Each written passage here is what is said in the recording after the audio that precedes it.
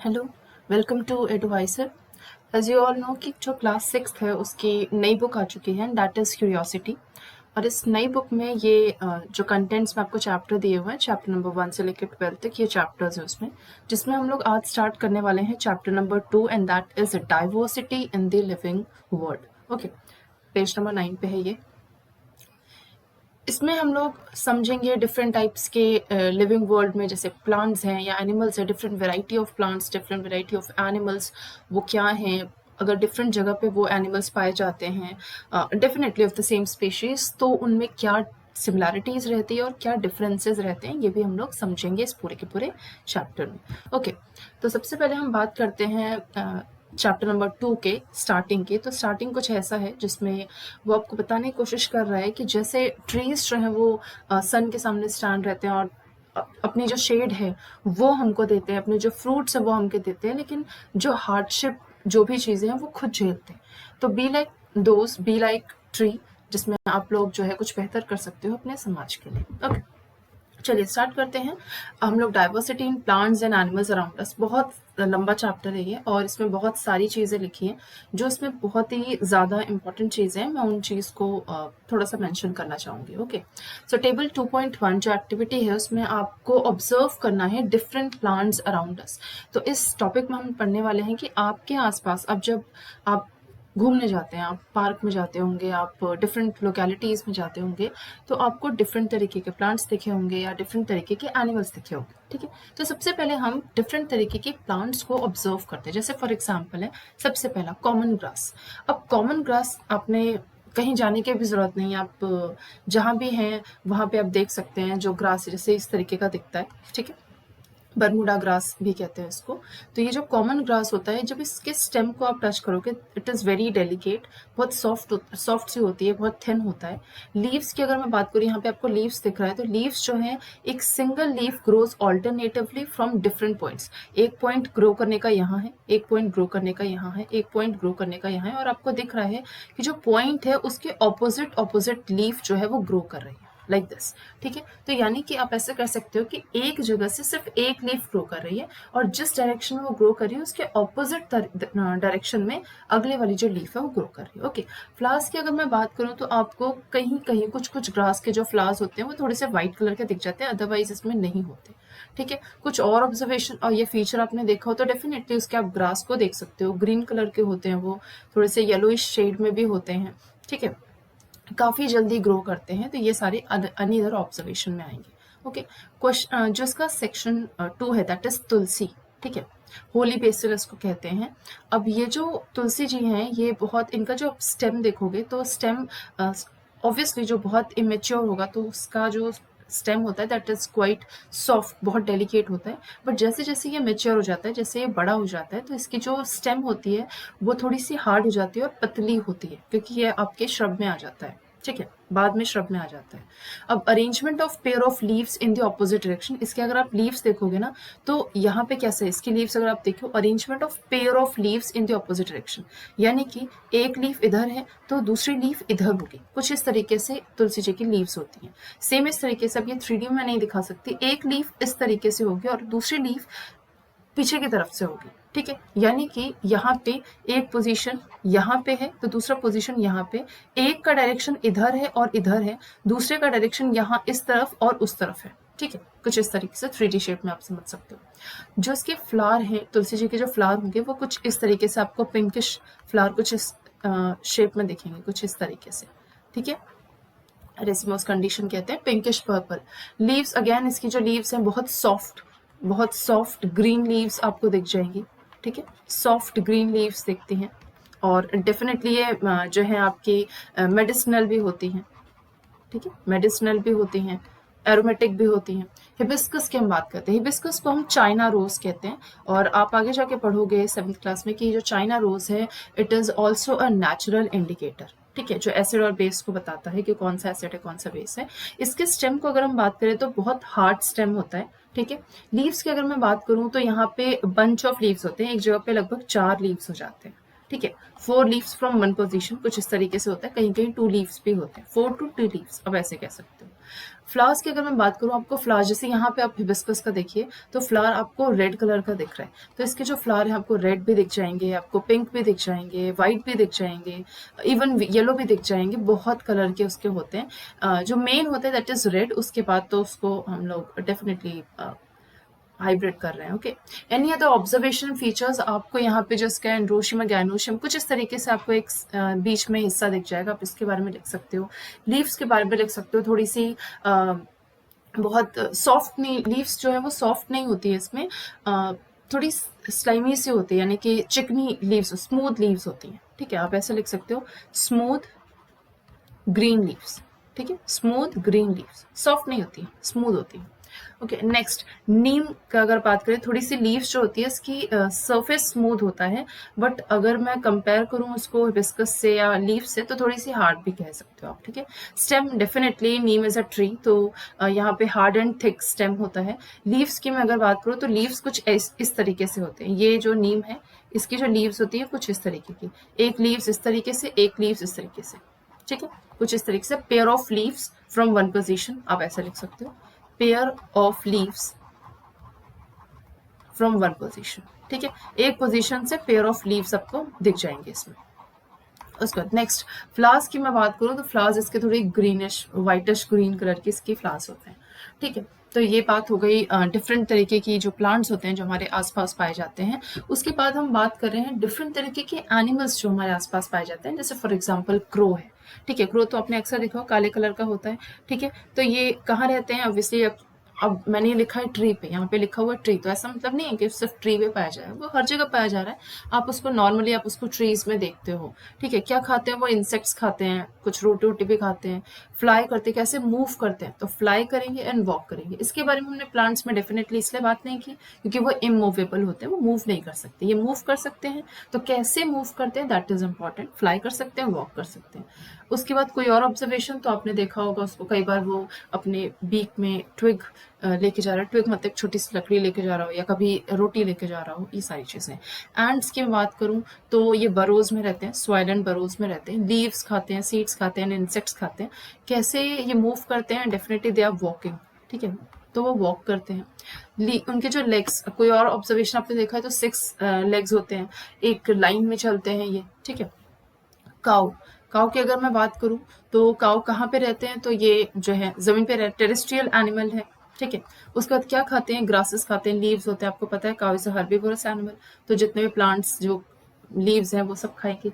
The way they move around, ये भी walk करते हैं, फ्लाई तो कर नहीं सकते, ये वॉक करते हैं। ठीक है, any other observation and features, उनके पास टेल होती है। ठीक है, उनके पास 4 लेग्स होते हैं, आप ये सारी चीजें भी लिख सकते हो क्योंकि डेफिनेटली यहाँ पे बर्ड्स के बारे में भी बात हो रही है, एक इंसेक्ट के बारे में बात हो रही है और एक एनिमल के बारे में बात हो रही है। ठीक है, तो ये आप लिख सकते हो, यहाँ पे आपको वेराइटी ऑफ एनिमल्स दिख जा रहे हैं, या आप देख सकते हो यहाँ पे कौन कौन से animals. Okay, now moving on, मैंने आपको डिफरेंट तरीके के प्लांट्स बताए, डिफरेंट तरीके के एनिमल्स बताए, लेकिन यहाँ पे जैसे आपको यहाँ पे डायग्राम दिख रहा है, तो इस डायग्राम में आपको डिफरेंट तरीके के प्लांट्स भी दिख रहे हैं। कुछ आपको एक्वेटिक प्लांट्स दिख रहे हैं जो पानी के अंदर हैं, कुछ ऐसे प्लांट्स दिख रहे हैं जो फ्लोट कर रहे हैं पानी के ऊपर। ठीक है, कुछ ऐसे जो ग्रासेस दिख रही हैं जो बाहर की तरफ जमीन पे लगी हुई है, टेरेस्ट्रियल है। कुछ आपको यहाँ ट्रीज भी दिख रही हैं, कुछ यहाँ पे छोटे छोटे आपको हर्ब्स भी दिख रही हैं। ठीक है, ये डिफरेंट तरीके के प्लांट्स हो गए। एनिमल्स डिफरेंट तरीके के आपको यहाँ पे देखिए, अर्थवर्म दिख रहा है, यहाँ पे आपको जो है टॉर्टोइस दिख रहा है, यहाँ पे मेंढक दिख रहा है, फ्रॉग, फिश, बटरफ्लाई, काउ, एंट, ये सारी चीजें आपको दिख रही है, बर्ड्स भी दिख रही है। तो वेराइटी ऑफ प्लांट्स और वेराइटी और ऑफ एनिमल्स जो आपको पाया जा रहा है किसी भी एक पर्टिकुलर रीजन में, वो बताता है उस पर्टिकुलर रीजन की बायोडाइवर्सिटी। तो बायो का मतलब होता है लाइफ, क्या मतलब है, लाइफ, और डाइवर्सिटी का मतलब होता है वेराइटी। तो वेराइटी ऑफ जो लिविंग थिंग्स है ना, लाइफ का मतलब क्या, वो जिसमें जान है। ठीक है, तो लिविंग बीइंग्स या लिविंग थिंग्स आप ऐसे कह सकते हो। ठीक है, तो वो सारे चीजों की वेराइटी जिसमें जीवन है। ठीक है, चाहे वो प्लांट्स होगा चाहे वो एनिमल्स होगा। तो डिफरेंट तरीके के प्लांट्स और डिफरेंट तरीके के एनिमल्स किसी एक पर्टिकुलर रीजन में अगर रह रहे हैं तो उस रीजन को हम कहेंगे बायोडाइवर्स रीजन। ठीक है, या आप इसको बड़े एक स्टेटमेंट में बोलना है तो आप ऐसे बोल सकते हो, there are variety of plants as well as variety of animals. तो इस पूरे का एक वन वर्ड है, that is biodiversity. I hope you understood it. Okay, now अब यहाँ पे टॉपिक 2 आता है, how to group plants and animals. आप प्लांट्स और एनिमल्स को ग्रुपिंग में कैसे करोगे, ठीक है। जैसे फॉर एग्जाम्पल ग्रुपिंग का मतलब क्या होता है, पहले ये समझते हैं। The method of arranging things into groups based on their common features, ठीक है। जैसे फॉर एग्जाम्पल है, मैं आपको कहूँ कि यहाँ पे डिफरेंट तरीके के आपको प्लांट्स दिख रहे हैं, ठीक है। आपको उसको ग्रुप करना है, तो आप ऐसे ग्रुप करोगे, कुछ बड़े बड़े प्लांट्स हैं, ठीक है, कुछ बड़े बड़े प्लांट्स दिख रहे हैं आपको, कुछ बहुत ही छोटे छोटे प्लांट्स दिख रहे हैं, और कुछ आपको मीडियम साइज के दिख रहे हैं, ठीक है। तो हमने तीनों का नाम दे दिया। जो बहुत बड़े बड़े प्लांट्स हैं उनको हमने नाम दे दिया ट्रीज हैं, जो बहुत छोटे छोटे उनको हमने नाम दिया श्रब्स हैं, जो मीडियम साइज के उनको हमने नाम दिया श्रब है, ठीक है। तो आपने ग्रुपिंग करी ना, तो grouping on the basis of height, ठीक है, अपने हाइट के बेसिस पे ग्रुप करी। उसी तरीके से आप एनिमल्स की बात करो, कुछ एनिमल्स जो हैं वो पानी में पाए जाते हैं, कुछ एनिमल्स हैं जो जमीन पे चलते हैं, जमीन पे उड़ते हैं, ठीक है। आप डिफरेंट तरीके के एनिमल्स भी देखते हो, तो आपने उस हिसाब से एनिमल्स को भी ग्रुप कर दिया कि ये एक्वेटिक एनिमल्स हैं और ये टेरेस्ट्रियल एनिमल्स हैं, ठीक है। तो आपने उनको किस बेसिस पे चुना है, आपने उनको उनकी हैबिटेट के बेसिस पे चुना है। हैबिटेट क्या है वो हम लोग समझेंगे। मतलब अभी आप ये समझ लो कि जहाँ पे जो जानवर रह रहा है उसको उसका हैबिटेट कहा जाता है, ठीक है। तो ग्रुपिंग कुछ नहीं है, it is just a method of arranging things into groups, ताकि आप चीजों को बहुत आसानी से समझ पाए। तो अब प्रॉब्लम ये है कि हमने ग्रुप तो कर लिया, लेकिन जरूरत क्या है ग्रुपिंग की। तो grouping makes it easier to understand, कोई भी चीज को समझने में आसानी देता है, ठीक है। आपको वेराइटी ऑफ प्लांट्स और वेराइटी ऑफ एनिमल्स के बारे में स्टडी करना है, तो इतना हौच-पौच हो जाएगा ना। तो हमने क्या किया, हमने सिमिलैरिटीज के बेसिस पे और डिफरेंसेस के बेसिस पे उसको डिफरेंट ग्रुप या सेम ग्रुप में रखा है। लाइक फॉर एग्जांपल, सबसे पहले तो हमने प्लांट्स और एनिमल्स दोनों प्रेजेंट है, तो हमने उसको कैसे ग्रुप करा होगा। हमने क्या कहा, ये जैसे आपको दिख रहा है, this is flora and this is fauna. तो हमने कहा कि वो जीवन जो कि किसी एक ही जगह पे है, ठीक है, मतलब एक ही जगह पे वो जीवन पर्यांत है, वो मूव नहीं कर सकता, वो फोटोसिंथेसिस कर सकता है, तो हमने उसको नाम दे दिया फ्लोरा। तो जितने भी प्लांट्स होंगे ना, वो सारे के सारे फ्लोरा में आ जाएंगे, चाहे वो एक्वेटिक प्लांट्स हो, चाहे वो टेरेस्ट्रियल प्लांट्स हो, किसी भी टाइप के प्लांट्स हो, आप उसको फ्लोरा कहोगे। फ्लोरा को याद कर लो फ्लावर से, ठीक है, तो फ्लोरा कहोगे। अब जितने भी एनिमल्स हैं उनको हमने नाम दे दिया फौना, जो मूव कर सकते हैं। लाइक अब चाहे वो पानी में पाया जाने वाला एनिमल है, चाहे वो उड़ने वाला एनिमल है, चाहे वो चलने वाला एनिमल है, वो डिपेंड नहीं करता, ठीक है। यहाँ पे सिंपल सी बात है कि fauna are those animals which is found at a particular region और अ टाइम। यानी कि आप सब सिंपल से समझो कि जो एनिमल्स है उनको हमने फाउना कहा, वेराइटी ऑफ एनिमल्स, और जो वेराइटी ऑफ प्लांट्स है उनको हमने फ्लोरा कहा।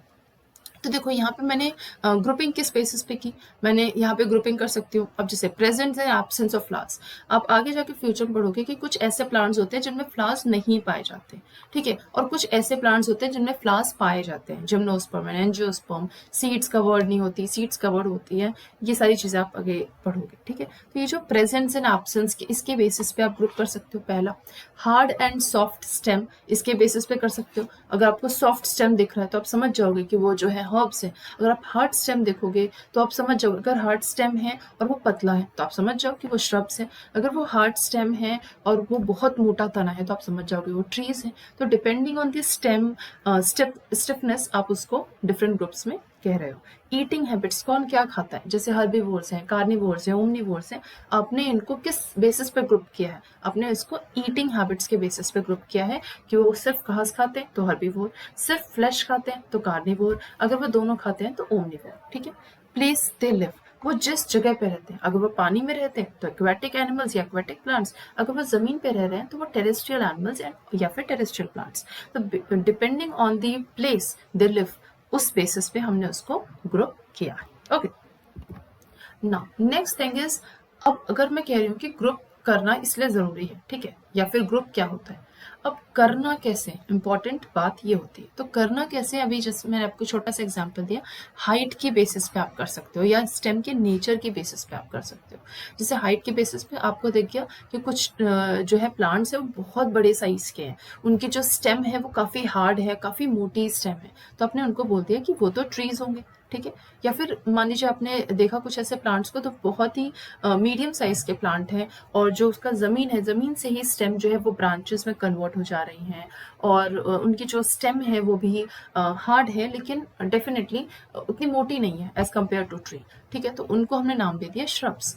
अब जो हर्ब्स होती हैं उनकी जो स्टेम होती है बहुत सॉफ्ट सी होती है, डेलिकेट होती है, स्टेम भी उसकी ग्रीन कलर की ही होती है मोस्टली, ठीक है, और वो बहुत छोटे साइज के होते हैं, ठीक है। तो यहाँ पे आपने उसको नाम दे दिया हर्ब्स। अब आपने कई बार देखा होगा कि जैसे यहाँ पे मैंने एक एग्जांपल दिया टोमेटो, तो टोमेटो का प्लांट आपको अक्सर बहुत बड़े दिख जाएंगे, ठीक है, लेकिन आप ये भी ध्यान दीजिएगा कि टोमेटो का प्लांट बड़ा जरूर हो जाता है बट डेफिनेटली वो अपने बल पे खड़ा नहीं रह पाता, उसको हमें जो है कुछ सपोर्ट देना पड़ता है, ठीक है। तो ये हर्ब्स में आते हैं, उसका साइज बड़ा हो गया है बट उसकी स्टेम अभी भी डेलिकेट है और उसकी स्टेम अभी भी ग्रीन कलर की है, ठीक है, हार्ड नहीं है, इसलिए उसको भी हम हर्ब्स में रखेंगे। तो यहाँ पे 3 एग्जाम्पल है। सबसे पहला है मैंगो। मैंगो को अगर मैं हाइट के बेसिस पे कहूँ तो बहुत ही बड़ा होता है, टॉल, ठीक है। अगर मैं स्टेम के नेचर की बात करती हूँ तो क्या ग्रीन या ब्राउन है, तो ये ब्राउन होता है। टेंडर, टेंडर का मतलब होता है सॉफ्ट, और हार्ड कैसा होता है, तो ये हार्ड होता है। देन थिक या थिन, काफी मोटी स्टेम होती है तो आप इसको थिक कहोगे, ठीक है। क्लोज टू द ग्राउंड, जो ब्रांचेस होते हैं क्या वो जमीन से होते हैं, नहीं, बिल्कुल भी नहीं, ठीक है। Higher upon this stem, yes. Name of the plant group, तो इसको आप लोग ट्री कहोगे। अगर ये सारे कैरेक्टर्स आपको किसी एक प्लांट में दिख रहे हैं तो आप उसको ट्रीज कहोगे, ओके। उसी तरीके से दूसरा एग्जांपल है रोज का। रोज में है, रोज जो है उसका हाइट की अगर मैं बात करूँ तो मीडियम साइज के हैं, ब्राउन कलर की स्टेम है, क्योंकि मैंने कहा इसका भी जो स्टेम होता है वो थोड़ा सा हार्ड होता है, ठीक है, ये लिखा है हार्ड, लेकिन स्टेम की जो डायमीटर होता है दैट इज वेरी लेस, ठीक है, तो थिन होता है उसका stem. Close to the ground, yes, ground से ही उसकी ब्रांचेस शुरू हो जाती हैं। Higher up on the stem में भी रहती हैं बट बहुत ऊपर से स्टार्ट नहीं होती, तो यहाँ पे आप नो कहोगे। तो ये सारे कैरेक्टर्स पाए जाने वाले को हम क्या कहेंगे, श्रब्स। तीसरा है टोमेटो। टोमेटो की जो हाइट होती है वो शॉर्ट होती है, शॉर्ट टू लॉन्ग भी आप कह सकते हो, लेकिन आप यहाँ पे उसको स्टेम से कंसिडर करोगे। स्टेम जो है उसकी ग्रीन होती है, टेंडर होती है, इवन इसकी स्टेम भी फोटोसिंथेसिस कर रही होती है। नेचर ऑफ द स्टेम, बहुत ही पतली सी स्टेम होती है, ठीक है। Close to the ground, yes, ground से उसके ब्रांचेस शुरू हो जाते हैं, अप से नहीं होते। तो ये सारे कैरेक्टर्स पाए जाने वाले को हम क्या कहेंगे, हर्ब्स कहेंगे। ऐसे आप बहुत सारे और भी एग्जाम्पल्स लगा सकते हो दोनों तीनों में, variety of plants, variety of animals and how to group plants, okay. अब सबसे पहले हम बात करते हैं हर्ब्स की। हर्ब्स क्या होते हैं, हर्ब्स जो है वो बहुत सॉफ्ट और ग्रीन स्टेम, जैसे यहाँ पे आप टोमेटो का देखिए बहुत ही सॉफ्ट स्टेम होती है, ग्रीन कलर की स्टेम होती है। कैरेक्टरिस्टिक की अगर मैं बात करूँ तो हर्ब्स जो होते हैं वो स्मॉल प्लांट्स होते हैं, ठीक है, और उनकी स्टेम भी सॉफ्ट होती है। लाइक यहाँ पे आप बहुत सारे एग्जाम्पल्स ले सकते हो, मिंट का ले लीजिए, ग्रास ले लीजिए, ठीक है, ये सारे एग्जाम्पल्स। राइस हो गया, मेज हो गया, इनकी बहुत ज्यादा सॉफ्ट स्टेम होती है, ठीक है। इनके प्लांट्स भी छोटे छोटे होते हैं, शॉर्ट होते हैं, लाइफ स्पैन बहुत छोटा होता है, लगभग 1 से 2 सीजन। आप ऐसा नहीं कि टोमेटो आपने एक बार लगा दिया और साल भर आप खा रहे हो, ऐसा नहीं है, वो 1 से 2 सीजन के लिए ही सिर्फ होता है। तो ये हर्ब्स के कैरेक्टरिस्टिक्स हैं, ओके। एग्जाम्पल्स आपको पता चल गया, मिंट है, ग्रास है, राइस है एंड मेज है, ओके। सेकेंड है श्रब। श्रब के जो प्लांट्स होते हैं that is quite woody stem, थोड़ा सा पतला साइज का होता है स्टेम, लेकिन it's quite hard. Equal size branches होते हैं arising from this stem just above the soil, soil के जस्ट ऊपर से स्टार्ट हो जाती है स्टेम। यहाँ पे आप देख रहे हो नीचे से ही शुरू है। कैरेक्टरिस्टिक ऑफ श्रब में बात करें तो स्मॉलर देन ट्रीज, ट्रीज से छोटे होते हैं लेकिन हर्ब से बड़े होते हैं।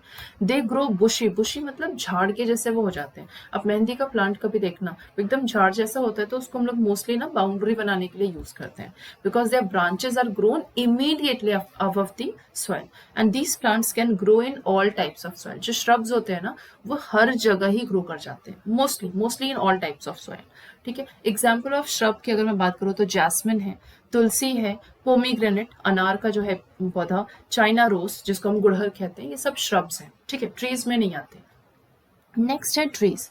ट्रीज जो होते हैं वो बिग साइज के होते हैं, टॉल प्लांट होते हैं, सॉरी बिग साइज के होते हैं, टॉल प्लांट हैं, और उनकी जो स्टेम होती है that is hard which is called trunk. And trees में लीव्स होती हैं, वुडी ब्रांचेस होती हैं, उनमें ट्विग्स भी होती हैं ग्राउंड के ऊपर, जैसे पाम और कोकोनट। देखो यहाँ पे 2 एग्जाम्पल है, एक तो पाम है और एक कोकोनट ट्री है। इन दोनों में ब्रांचेस नहीं पाई जाती, लेकिन फिर भी हम इसको ट्रीज की कैटेगरी में रखते हैं बिकॉज उनका जो स्टेम होता है वो थोड़ा सा हार्ड होता है। उसके साथ साथ ये बहुत ज्यादा बड़े साइज के होते हैं और बहुत सालों तक जीवित रहते हैं, ठीक है। तो trees have a strong and single body stem called a trunk. जो कि इनमें भी पाया जा रहा है। Trees live for longer life, they can grow tall. यहाँ पे बहुत सारे एग्जाम्पल्स हैं, नीम है, बनियन है, पाम है, कोकोनट ट्री है, ये सारे एग्जाम्पल्स हैं। ओके, आई होप आपको समझ में आया। नेक्स्ट टाइप ऑफ प्लांट्स में अगर मैं बात करूँ, थोड़ा डेलिकेसी में बात करूँ, तो दो ऐसे टाइप के प्लांट्स हैं जिनको सपोर्ट की ज़रूरत होती है। या तो उनको ज़मीन के सपोर्ट की ज़रूरत है, या तो उनको किसी तरीके की कोई लकड़ी की ज़रूरत है या दीवार की ज़रूरत है। तो जो भी प्लांट्स किसी लकड़ी का सहारा लेते हैं स्ट्रेट चलने के लिए, या फिर किसी दीवार का सहारा लेते हैं स्ट्रेट चलने के लिए, उनको हम लोग क्या कहते हैं, क्लाइंबर्स। जैसे कि मनी प्लांट हो गया, पी प्लांट हो गया, या बीन प्लांट हो गया। इनको जो है इनको स्ट्रेट मूव करना होता है, that is where they need support to stand. ठीक है, और इनके जो प्लांट्स होते हैं that is weak and soft stem. ठीक है, नेक्स्ट है क्रीपर्स। क्रीपर्स वो प्लांट होते हैं जो कि जमीन पे रेंगते हैं। ठीक है, इसलिए उसको हम लोग क्रीपर्स कहते हैं। बहुत सॉफ्ट ग्रीन स्टेम होते हैं, ग्राउंड के में ही वो एक ऊपर की तरफ ग्रो करते हैं। जैसे पहला एग्जांपल है पंपकिन, कद्दू, वाटरमेलन एंड मस्कमेलन। ये सारे जो आपके दिख रहे हैं, ये आपको मोस्टली आप देख जाओगे। खीरा खीरा जो है वो भी इसी में आता है, क्रीपर्स में ही आता है। नीचे वो चल रहे होते हैं। ठीक है, तो क्रीप करते हैं, इसलिए इसका नाम क्रीपर्स है। ओके, नाउ मूविंग ऑन, अब हम लीव्स की बात करेंगे। ठीक है, धीरे धीरे हम सबकी बात करेंगे, लीव्स की बात करेंगे, स्टेम की बात करेंगे, रूट्स की बात करेंगे। सबसे पहले हम बात करते हैं लीव्स की। तो लीव्स आप कहीं भी आपको दिख जाए तो आप उसको एक बार जरूर देखिएगा। तो लीव्स में ना आपको बहुत पतले पतले लाइंस दिखेंगी। तो ये जो थिन लाइंस होती है ना लीव्स के ऊपर, उनको हम वेन्स कहते हैं।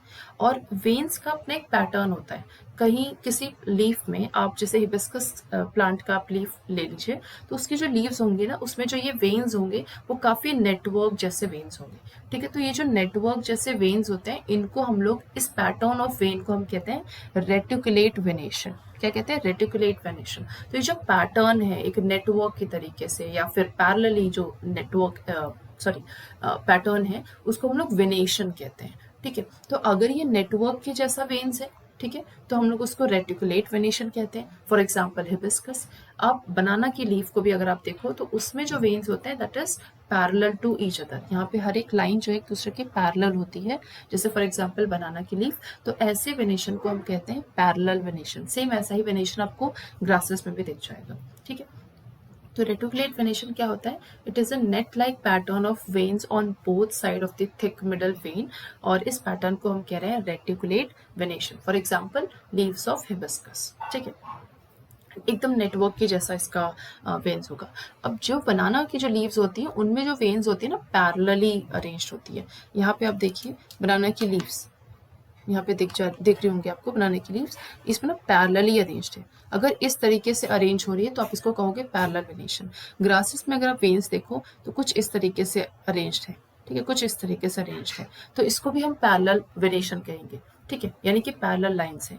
रेटिकुलेट वेनेशन में आप देखिए कुछ इस तरीके से नेटवर्क स्ट्रक्चर दिख रहा है आपको, ये एकदम जाल जैसा स्ट्रक्चर। तो जब जाल जैसा स्ट्रक्चर होगा तो उसको हम लोग रेटिकुलेट वेनेशन कहते हैं। ठीक है, तो यहाँ पे पैरेलल वेनेशन का जो एग्जांपल है that is banana leaf and grasses. Next हम बात करते हैं रूट्स की, टाइप्स ऑफ रूट्स की। तो जब रूट्स को देखते हैं तो रूट्स में दो टाइप्स के होते हैं। बहुत ही अगर मैं बेसिक की बात करूं तो रूट्स दो टाइप के होते हैं। एक तो पहला है टैप रूट सिस्टम और दूसरा है फाइब्रस रूट सिस्टम। ठीक है, टैप रूट सिस्टम या टैप रूट उसको कहते हैं जिसमें एक तो मेन रूट होता है। जैसे अगर मैं टैप रूट बना के दिखाऊं आपको, तो एक तो इसमें मेन रूट, ये ग्राउंड है और ग्राउंड में यहाँ पे नीचे एक मेन रूट है, और इस मेन रूट से निकल रही है पहला प्राइमरी रूट, जिसको हम कहेंगे, क्या कहेंगे, प्राइमरी रूट। और इस प्राइमरी रूट से निकली हुई को हम क्या कहते हैं, सेकेंडरी रूट। ओके, तो मेन रूट ये जो है, ये सबसे पहला वाला जो ग्रो हुआ है उसको हम लोग कहते हैं मेन रूट। जैसे कि आपने रेडिश में देखा होगा। अब ये जो रेडिश है या टर्निप है या फिर जितने भी स्वीट पोटैटो, ये सारे जितने भी एग्जाम्पल आपको दिख रहे हैं, ये स्टोरेज रूट्स कहलाते हैं। क्या कहलाते हैं, स्टोरेज, जो कुछ ना कुछ स्टोर कर रहे हैं, जो खाना को स्टोर करते हैं। ठीक है, अब कुछ के रूट्स ऐसे होते हैं, जैसे मस्टर्ड प्लांट के जो रूट होते हैं वो कुछ स्टोर नहीं करता, लेकिन उसकी लीव्स ना एकदम एक मेन लीव्स आपको ये दिख रही, सॉरी जो रूट दिख रहा है एक मेन, वो ये इस तरीके से, और इसके साथ साथ जो ये फैल रहा है that is primary root, then secondary root, then tertiary root, then quaternary root, इस तरीके से फैलते चले जाते हैं। ठीक है, तो मस्टर्ड में आपको टैप रूट दिखेगा। तो the roots of plant consist of one main root and small side root. Side side में आपको छोटे छोटे रूट्स दिखेंगे। तो वो जो मेन रूट है उसको हम लोग टैप रूट कहते हैं, जैसे फॉर एग्जांपल हिबिस्कस का होता है। ठीक है। नेक्स्ट है फाइब्रस रूट्स। तो फाइब्रस रूट्स में आपको स्टार्टिंग में ही जो बेस ऑफ द स्टेम है वहीं से बहुत सारे जो है फाइबर्स ऑफ रूट्स दिखेंगे, सिमिलर साइज के thin roots arising from the base of the stem. तो इस टाइप के रूट्स को हम क्या कहते हैं? Fibrous roots. ठीक है, क्या कहते हैं? Fibrous roots. आपको ध्यान दो कि यहाँ पे जो मस्टर्ड प्लांट का जो लीफ दिख रहा होगा, लीफ कैसा है इसका, लीफ का जो वेनेशन है वो कैसा है, वो ध्यान दीजिए। लीफ का वेनेशन इसमें रेटिकुलेट है। कैसा वेनेशन है? रेटिकुलेट। तो जो रेटिकुलेट वेनेशन वाले जो लीव्स हैं उनमें जो रूट्स हैं वो कैसी हैं? Tap root. ठीक है, ये पहला इन्फ्लुएंस निकला हमारा। दूसरा, यहाँ पे जो ग्रासेस है, अभी मैंने बताया कि जो ग्रासेस हैं, ग्रासेस में वेनेशन कैसा होता है? पैरेलल वेनेशन होता है। कैसा वेनेशन है? पैरेलल। तो पैरेलल वेनेशन वाले जो लीव्स होती हैं उनमें जो रूट होता है वो कैसे रूट्स पाई जाती हैं? फाइब्रस। तो जनरली ऐसा होता है, जनरली बोल रही हूँ कि जनरली जो है वो जो रेटिकुलेट वेनेशन वाले जो लीव्स होते हैं उनके जो रूट्स होंगे दैट इज टैप रूट, और जो पैरेलल वेनेशन वाले जो लीव्स होंगे उनमें जो रूट पाया जाएगा दैट इज फाइब्रस रूट। ठीक है, इस सबको एग्जाम्पल याद करने में इजी होगा थोड़ा। अब नेक्स्ट बात करते हैं हम सीड्स की। सीड्स में आपने देखा होगा, जैसे चना आपने देखा होगा, चना और मक्के का दाना। तो चना को जब आप भिगो देते हो तो उसके बाद जब आप उसको बीच में से उसका सीड कोट हटा दीजिए आप, और फिर उसको बीच से करो, एकदम इक्वल साइज के दो आपको कॉटिलेडन मिल जाएंगे। ठीक है, और जब उसमें स्प्राउट्स निकल जाएगा ना, कुछ इस तरीके का आपको स्ट्रक्चर दिखेगा। तो ये जो है ये स्टोरेज होता है, ये एम्ब्रियो होता है, स्टोरेज होता है, स्टोरेज न्यूट्रिएंट, जो कि एक लीफ, जो पहली लीफ निकलेगी उसको कहाँ से एनर्जी मिलेगी बाहर निकलने के लिए? तो उसको एनर्जी कॉटिलेडन ही दे रहा होता है। ठीक है, ये एनर्जी कॉटिलेडन देता है।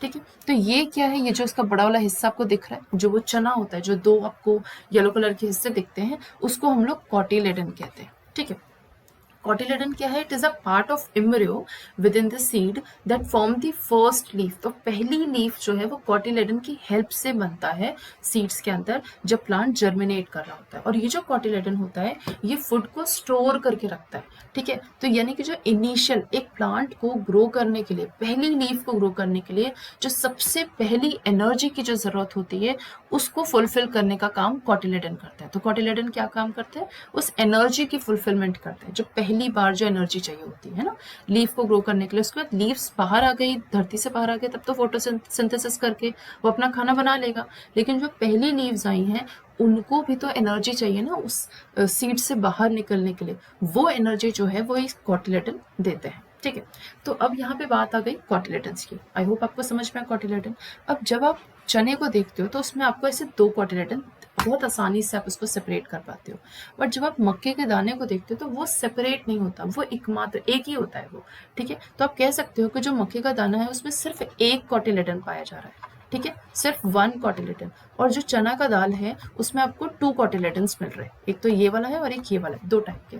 ठीक है, तो जिनमें ये दो कॉटिलेडन पाए जाते हैं, जिन प्लांट्स की सीड में ये दो कॉटिलेडन पाए जाते हैं, ऐसे प्लांट्स को हम डाइकॉटिलेडन्स या डाइकॉट्स कहते हैं। ठीक है, एग्जाम्पल चना, चिकपी। ठीक है, दूसरा है कि ऐसे प्लांट्स जिसके सीड में सिर्फ एक पतला सा कॉटिलेडन पाया जाता है, ऐसे प्लांट्स को हम लोग मोनोकॉटिलेडन्स या मोनोकॉट्स कहते हैं, फॉर एग्जाम्पल मेज। ठीक है, चलिए नेक्स्ट बात करते हैं डायग्राम ऑफ सीड जर्मिनेशन। तो देखिए यहाँ पे एक सीड है।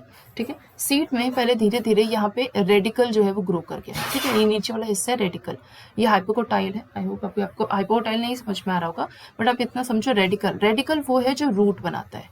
क्या बनाता है? रूट। अब इसके ऊपर ये सीड कोट है, तो अब रेडिकल बनने के लिए पहले क्या होगा? ये सीड कोट जो है हटेगा।